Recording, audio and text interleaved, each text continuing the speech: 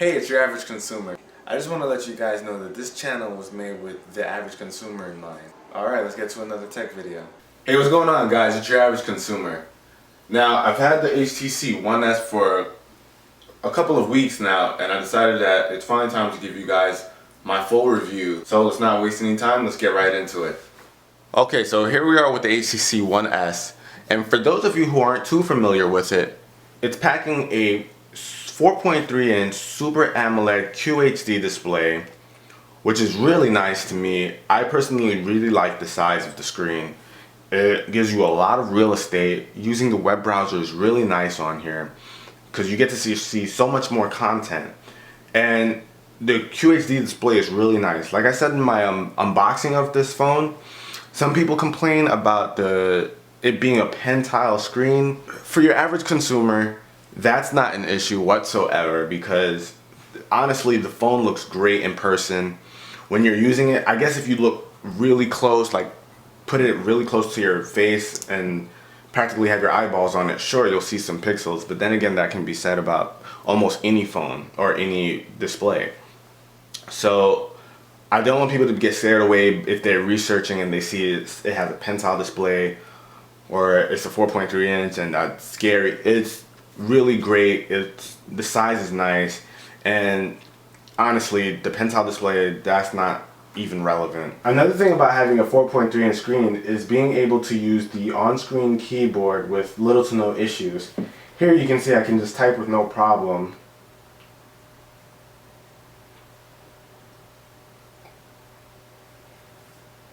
Alright, so as you can see, I have no issues typing the little brown fox. There's enough real estate on the on-screen keyboard to type with no problems.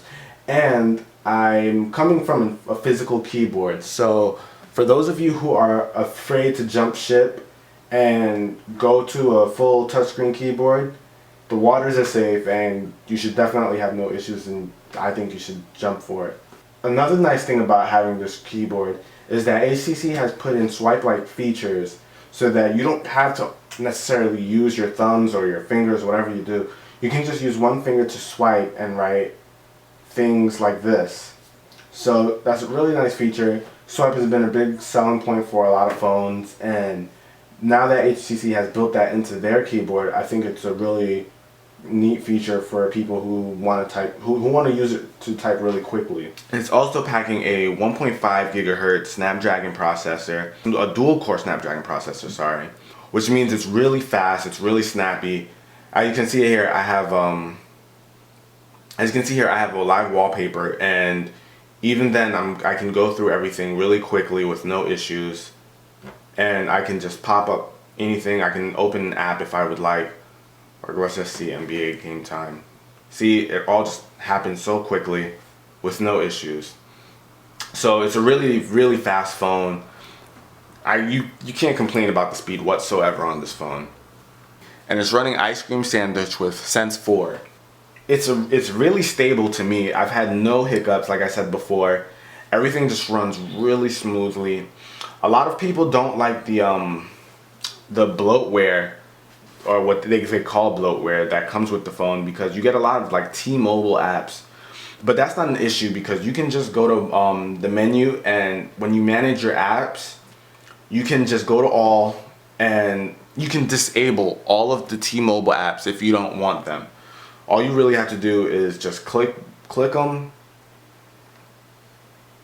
uninstall, hit uninstall updates, and then disable will eventually pop up there.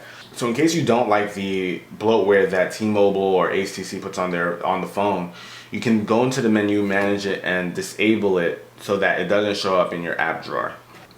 Also, this phone has 16 gigabytes of internal storage.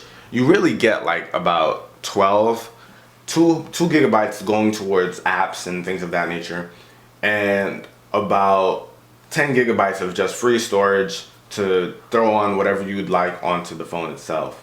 Now this is a big issue for some people because there's no expandable memory, but the thing I know about people is that they like to put tons of music onto their phone, and usually that's the #1 thing that they want to put on their phone, in which they need, you know, a high capacity memory card to be inside.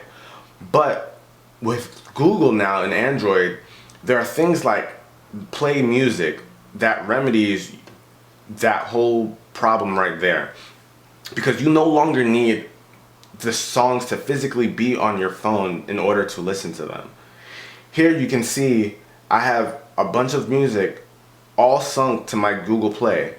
Now if you don't know about Google Play, I'm sorry, not Google Play, it's all synced to my Play Music. So if you don't know about that, I would suggest looking it up and getting your library synced to it so that you can use it with your Android phone.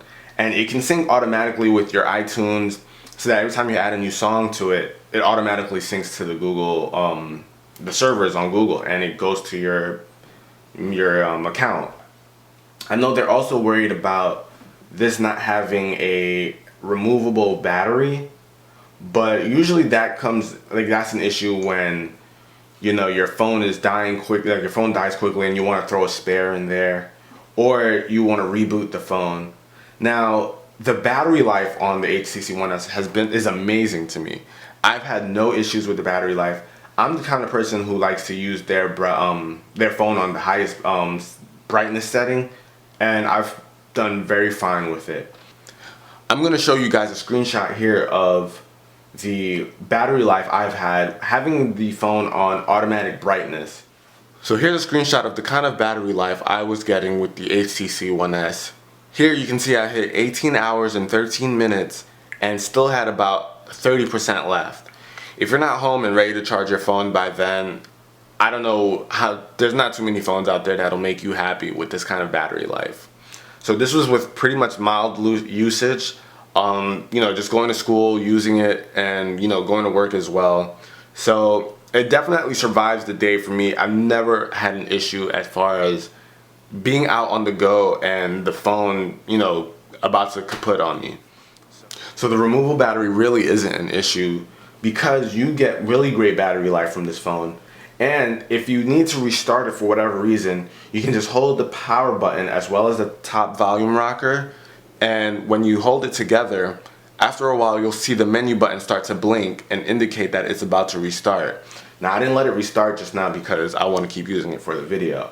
But that's all it takes to restart it if your phone is acting crazy or something like that.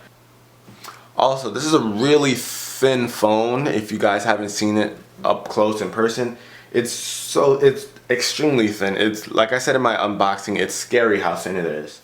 It's so thin that when you have the USB charger inside, they're practically the same size. Now this is a micro USB, and you can see here that they're about almost the same amount of width here. So that's just something to let you guys know, so you can see just how thin it is. Personally, I bought a case for it just to give it some bulk, and because I'm in fear of breaking it or something. This is a D3O case that T-Mobile sells. I think it's about $29.99. Now that's very expensive for a phone case, considering that there's like $2 or something on eBay. But this seemed like it had some really good protection on it. I hear some good things about D3O.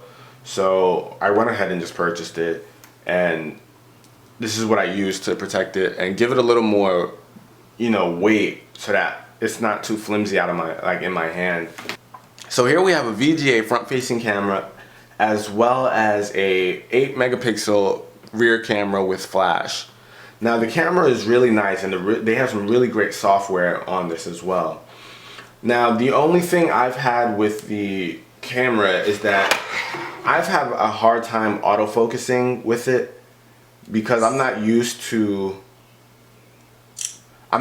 cameras without the little shutter button at the top on the side of the device. So it definitely takes some getting used to if you're coming from like a G2 or any phone with the side shutter button. But the camera works really well. So now another nice thing about the camera is that you can take like these bursts of shots so that you can make sure you get the right one. So just so you guys can see what that's like, I'm gonna show you here. Now all those clicks are different shots it's taking. And then when it's done, you get to go through the menu, you get to go through these images here and really just select the best one that you like just so in case, you know, you don't miss a shot. So I think that's a really cool feature. I would suggest holding the camera with the flash on the upper side. So when it's like this, the flash illuminates like the whole screen rather than when you have it like this, it kind of just tends to illuminate the bottom. So I would really suggest holding it, making sure that the flash is at the top when you're taking pictures. So now another big thing about the HTC One S is its Beats audio integration. Now I've heard reports online and articles saying that it's really just an equalizer and it's not really enhancing the sound. But for people who regularly listen to this, it is going to enhance the sound and it is going to sound amazing. I've used the setting and I honestly can't turn it off because it just doesn't sound as good. It sounds perfect with the Beats audio and using Beats. It works with other headphones as well. It's not just going to be with the Beats. With other headphones, it also enhances the sound quality. So equalizer or not, it sounds amazing with it. So one thing I really do like about the Beats audio is that when you get it in, you can select which pair of Beats that you have. Here you can see that it shows you the solos, the pros, the studios, the iBeats, and your beats, or other. Now it doesn't really have the mixers or the Beats wireless or the tours, but it is nice that you can select some of them. My favorite is the Beats Studio, and it just works really well. You can fine tune it to the exact headphones that you have. Now, the thing about Beats audio is if you have a pair of wireless headphones or the Beats wireless, you won't hear the enhancement. So it only works with a wired connection. So that's just something to be aware of. It doesn't really take advantage through Bluetooth. Now, of course, I have to talk about the phone aspect of the cell phone. So it's really just great. I've had no issues as far as, you know, calls dropping or anything like that. It's all been like fine and dandy with no issues. And the one thing that surprised me is how good the speaker quality is on this. It's actually so loud that I typically have my in-call volume at the all the way up. But because the speaker is so loud, I have to actually turn it down a bit so that not everyone is hearing my conversation.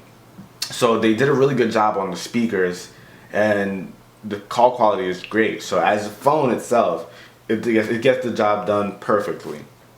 So basically that's it, guys, on my review for the HTC One S. It's an amazing phone. It's my favorite phone to date.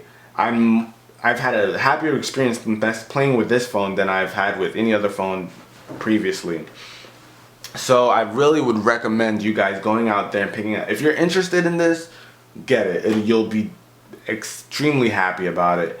So I definitely think that this would be a great purchase, and I just think it's a great phone. A lot of people don't like Sense, but I think they did a really good job with Sense 4, as it's not too in your face. It's really more and pretty much that's my review on the HTC One S, guys. It's an amazing phone. I would recommend this to anyone looking for a new phone to purchase.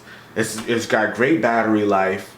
It looks good. The screen is great, and it's really fast. And Sense 4 isn't as intrusive as some people might complain that it is, and it doesn't slow down the phone in the slightest. So I definitely suggest getting this phone if you're interested. You'll definitely be happy with it, and I'm sure you'll go home a believer in HTC in their One series after using it for even just a day. If you guys want to know about anything else, please feel free to comment below. I will answer all questions. If you guys want me to make another video about the phone, answering anything in particular, I'll be happy to do that. Just let me know what you want to see, what you want to know, and I'll get right to that. And pretty much that's it, guys. It's a great phone. Go out and get it if you want it. Alright, this is your average consumer. Peace.